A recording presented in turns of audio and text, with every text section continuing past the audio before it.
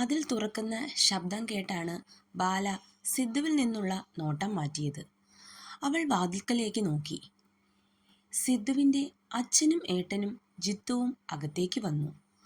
അവരെ കണ്ടപ്പോൾ ബാല സിദ്ധുവിൻ്റെ അടുത്ത് നിന്നും എണീറ്റ് മാറി അല്പം പുറകിലേക്ക് നിന്നു. എന്താ ദേവാ, നീ ഞങ്ങളെ ഇവിടെ തീരെ പ്രതീക്ഷിച്ച് കാണില്ലല്ലേ? ഞങ്ങൾക്ക് എങ്ങനെ വരാതിരിക്കാൻ കഴിയും? എല്ലാവരെയും വേണ്ടെന്ന് പറഞ്ഞ് ഇറങ്ങിയത് നീയാണ്.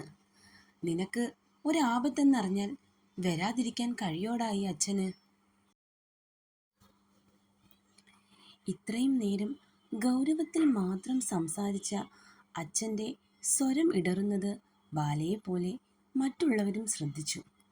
അച്ഛാ, വേണ്ട ദേവാ, നീ ഒന്നും പറയണ്ട ഇപ്പോൾ. ഡോക്ടർ പറഞ്ഞതാ നീ അധികം സ്ട്രെസ് ഒന്നും ചെയ്യരുതെന്ന്. എന്തായാലും നമുക്ക് പിന്നീട് സംസാരിക്കാലോ. എങ്കിൽ ശരി, ഞങ്ങൾ ഉടനെ പോവും. നിന്നെ ഒന്ന് കണ്ടിട്ട് പോവാനാണ് ഇത്രയും നേരം കാത്തിരുന്നത്.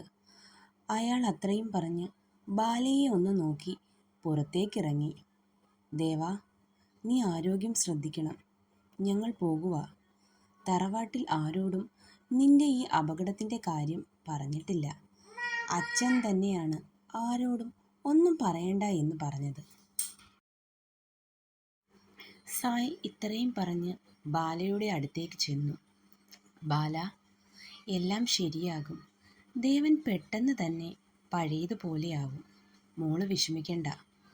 എന്താവശ്യമുണ്ടെങ്കിലും എന്നെ വിളിക്കണം കേട്ടോ. ഇതാ എൻ്റെ നമ്പർ. അതും പറഞ്ഞ് സായ് അവളെ ഒരു കാർഡ് ഏൽപ്പിച്ചു. പുറത്തേക്ക് നടന്നു. ഒപ്പം ജിത്തുവും. വൈകുന്നേരം മനുവും മറ്റുള്ളവരും സിദ്ധുവിനെ കാണാനായി ഹോസ്പിറ്റലിൽ വന്നു. ജിത്തു നിർബന്ധിച്ചത് കൊണ്ട് തന്നെ ബാല പിന്നെ വീട്ടിലേക്ക് പോയി. എങ്കിലും രാത്രിയിൽ സിദ്ധുവിന് കൂട്ടിനായി ബാല തന്നെ നിൽക്കുമെന്ന് പറഞ്ഞതുകൊണ്ട് തന്നെ മനു രാത്രിയിൽ ബാലയെ ഹോസ്പിറ്റലിൽ കൊണ്ടുവന്നു. ഒപ്പം അവനും അവിടെ നിന്നു. സിദ്ധു ഹോസ്പിറ്റലിൽ ആയിട്ട് ഇപ്പോൾ 2 ആഴ്ചയിൽ കൂടുതലായി. ഇടയ്ക്ക് ഒരു തവണ സായിയും അച്ഛനും സിദ്ധുവിനെ കാണാനെത്തി. ബാലയോട് ഒന്നും സംസാരിക്കാൻ അപ്പോഴും സിദ്ധുവിൻ്റെ അച്ഛൻ തയ്യാറായില്ല. സിദ്ധുവിൻ്റെ അപകട വിവരം അറിഞ്ഞ് ആവണിയും ശിവാനിയും അവരുടെ വീട്ടുകാരുമൊക്കെ സിദ്ധുവിനെ കാണാൻ ഹോസ്പിറ്റലിൽ എത്തിയിരുന്നു. ബാല പിന്നെ സിദ്ധുവിനെ തനിച്ചാക്കി കോളേജിൽ പോകില്ലെന്ന് പറഞ്ഞു വാശി പിടിച്ചു. എന്നാൽ സിദ്ധു അതിന് സമ്മതിച്ചില്ല. അവൻ അവളെ നിർബന്ധിച്ച് കോളേജിൽ പറഞ്ഞു വിടുക തന്നെ ചെയ്തു. ഇന്ന് സിദ്ധുവിനെ ഡിസ്ചാർജ് ചെയ്യുകയാണ്. ഹോസ്പിറ്റലിൽ കിടന്ന് മടുത്തെന്നും പറഞ്ഞ് സിദ്ധു വാശി പിടിച്ചാണ് ഡിസ്ചാർജ് മേടിച്ചത്. കാലൊടിഞ്ഞത് കൊണ്ട് തന്നെ സിദ്ധുവിന് തനിയെ നടക്കാനൊന്നും ആയിട്ടില്ല.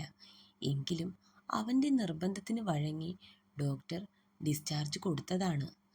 വീട്ടിൽ ചെന്നാലും സഹായത്തിന് ഒരാളില്ലാതെ അവന് ഒന്നും ചെയ്യാൻ പറ്റില്ല. എന്തിനാ ദേവ ഇങ്ങനെ വാശി പിടിക്കുന്നത്? കുറച്ച് ദിവസം കൂടി ഈ ഹോസ്പിറ്റലിൽ തന്നെ കിടന്നാൽ പോരെ? സിദ്ധുവിനെ കാണാൻ എത്തിയതാണ് സായി. ഇവിടെ വന്നപ്പോഴാണ് അവർ ഡിസ്ചാർജ് ആകുന്ന കാര്യം സായി അറിഞ്ഞത്. ഏട്ടാ, എനിക്ക് ഈ ഹോസ്പിറ്റലിൻ്റെ അന്തരീക്ഷം ഒന്നും പിടിക്കുന്നില്ല. മടുത്തു. വല്ലാത്തൊരു മടുപ്പ് തോന്നുന്നു. വീട്ടിൽ പോയാൽ മതി എനിക്ക്, സിദ്ധു പറഞ്ഞു. എങ്കിൽ ശരി, നിന്റെ ഇഷ്ടം പോലെ നടക്കട്ടെ. അല്ലാതെ ഞാൻ പറഞ്ഞാൽ നീ അനുസരിക്കില്ലല്ലോ. സായി അതും പറഞ്ഞ് പോകാനുള്ള ബാഗ് പാക്ക് ചെയ്യുന്ന ബാലയുടെ അടുത്തേക്ക് പോയി. എല്ലാം പാക്ക് ചെയ്ത് കഴിഞ്ഞോ മോളെ? കഴിഞ്ഞു, ബാല പറഞ്ഞു. എങ്കിലിറങ്ങാം. ഞാൻ നിങ്ങളെ വീട്ടിലാക്കാം, സായി പറഞ്ഞു. വേണ്ടേട്ടാ, ജിത്തു വണ്ടിയായി ഉടനെ വരും. അവൻ ഞങ്ങളെ വീട്ടിൽ കൊണ്ടാക്കും, സിദ്ധു പറഞ്ഞു. എന്താ, നീ എൻ്റെ കൂടെ വരില്ലെന്നുണ്ടോ? സായി ചോദിച്ചു. ഏയ്, അങ്ങനെയൊന്നും ഇല്ല ഏട്ടാ. പിന്നെ ഏട്ടന് ഒരു ബുദ്ധിമുട്ടാവണ്ട എന്ന് കരുതിയാണ് ഞാൻ പറഞ്ഞത്. നിനക്ക് വേണ്ടി കുറച്ച് ബുദ്ധിമുട്ടാൻ ഞാൻ തയ്യാറാണെങ്കിലോ? എങ്കിൽ ശരി, വാ നമുക്കിറങ്ങാം. സായി അതും പറഞ്ഞു സിദ്ധുവിനെ ബെഡിൽ നിന്നും പിടിച്ചെണ്ണീപ്പിച്ചു വീൽചെയറിലേക്ക് ഇരുത്തി. ബാല ബാഗും എടുത്ത് അവരോടൊപ്പം നടന്നു. താഴെ പാർക്കിങ്ങിൽ എത്തിയപ്പോൾ ജിത്തു വണ്ടിയുമായി അവരെ കൂട്ടാനെത്തി. ജിത്തു, ഞങ്ങൾ എൻ്റെ കാറിൽ വരാം, നീയും വീട്ടിലേക്ക് വാ, സായി പറഞ്ഞു. ശരി ഏട്ടാ. ജിത്തുവും സായും കൂടെ സിദ്ധുവിനെ കാറിലേക്ക് കയറ്റി.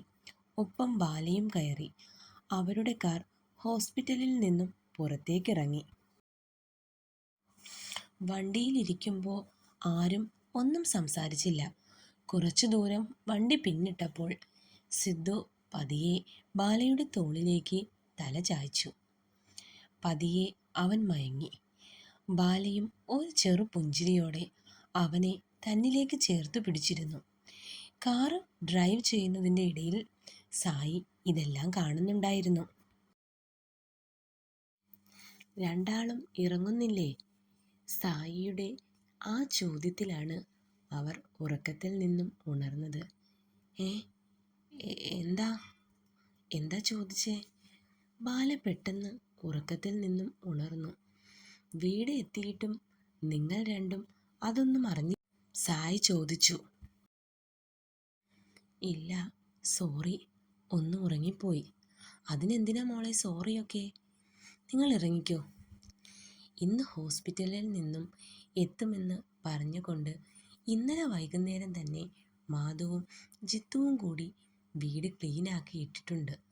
അത്യാവശ്യം വീട്ടിലേക്ക് വേണ്ട കുറച്ച് വീട്ടു സാധനങ്ങളും മേടിച്ചിരുന്നു അവർ. അവർ അകത്തേക്ക് കയറി. സിദ്ധുവിനെ മുറിയിലേക്കാക്കാം, ജിത്തു പറഞ്ഞു. വേണ്ടടാ, ഞാൻ കുറച്ചു നേരം ഇവിടെ ഇരിക്കാം. ഇങ്ങനെ ഒരേ കിടപ്പ് കിടന്ന് വല്ലാത്ത മടുപ്പ് തോന്നുന്നു. അതുകൊണ്ട് കുറച്ച് കഴിഞ്ഞ് റൂമിൽ പോവാം, സിദ്ധു പറഞ്ഞു. ഞാൻ നിങ്ങൾക്ക് എല്ലാവർക്കും കുടിക്കാൻ ജ്യൂസ് എടുക്കാം, ബാല അതും പറഞ്ഞ് അടുക്കളയിലേക്ക് നടന്നു. തുടരും. അപ്പോൾ സ്റ്റോറി ഇഷ്ടപ്പെടുന്നുണ്ടെങ്കിൽ എല്ലാവരും ഈ ചാനലൊന്ന് സബ്സ്ക്രൈബ് ചെയ്യണേ. അതുപോലെ ലൈക്കും കമൻറ്റും ചെയ്യാൻ മറക്കരുതേ.